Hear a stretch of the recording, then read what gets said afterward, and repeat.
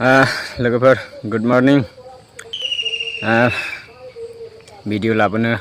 हाथ'वाखैमोन आरोना आं दा बेहाय तुंसियाव दङ आरोना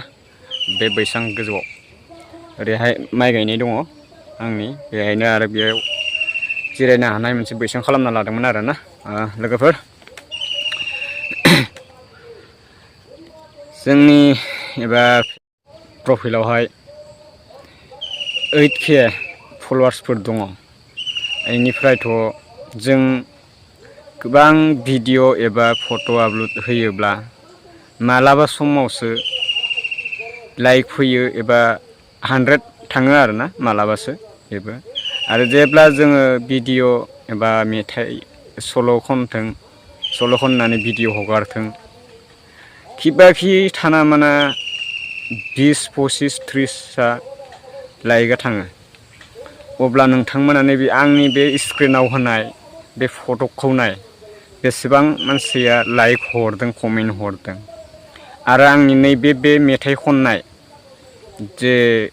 गोसोखांबोलानो गोजांस्रिउ मोनो होननाय मेथाइ खननानै आङो भिडिअ हगारदोंमोन। बे भिडिअखौ नोंथांमोना नाय बेसेबां माने लाइक फैदों कमेन्ट फैदों बेहाय एसेबां माने खम लाइकआ थ' बेनिखायनो आं बुङो लोगोफोर नोंथांमोनाबो माने सापर्ट खालाम जों सापर्ट खालामलायोबासो जोङो माने बुरजा आर्निं खालामनो हागोन अब्लासो भिडिअ भाइरेल जागोन। थ' नोंथांमोना जुदि रावखौबो जुदि सापर्ट एबा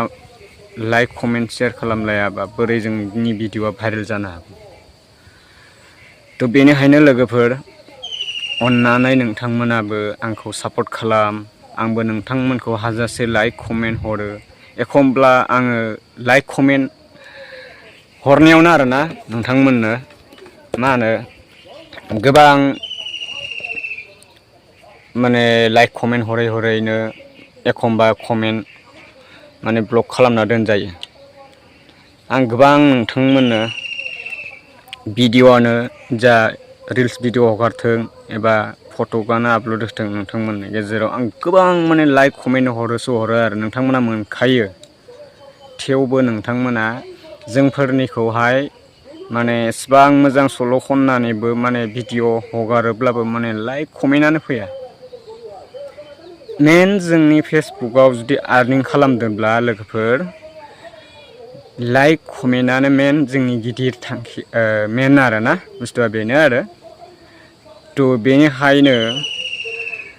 आं नोंथांमोननो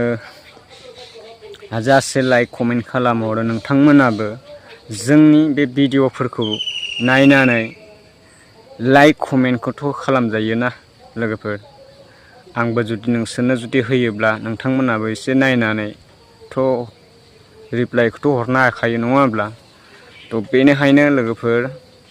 जायखिजाया जों गावजों गाव माने हेफाजाब थालायनांगौ आरोना नोंथांमोना नाय गुबुन हारिनि एबा गुबुन माहारिनि मानसिफोरखौ नाय जायखिजाया ओरैबायदि मोनसे भिडिअ हगारगोन बिथांमोनखौ नाय ओरैबायदि सापर्ट खालामलायो थ' लोगोफोर थ' बेनिखायनो जोंफोराबो जों गावजों गाव सापर्ट खालामलायनांगौ आरो आङो सानसेयावहाय 200-300 जन मानसिखौ लाइक कमेन्ट खालामहरो आङो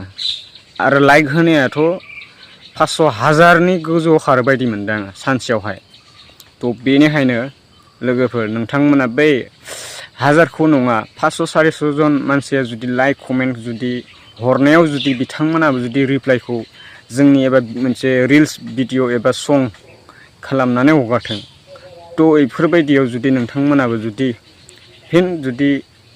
लाइक कमेन्टखौ जुदि खालामना जुदि हरफिनोब्ला जोंफोराबो माने भिडिअ बानायनायाव आरो इन्टारेस्ट नांगोन बायदिसिना टेकनिकेलजों माने बायदिसिना गोदान मोनसे कन्टेन्टखौ लाबोनो गोसो जायो आरोना लोगोफोर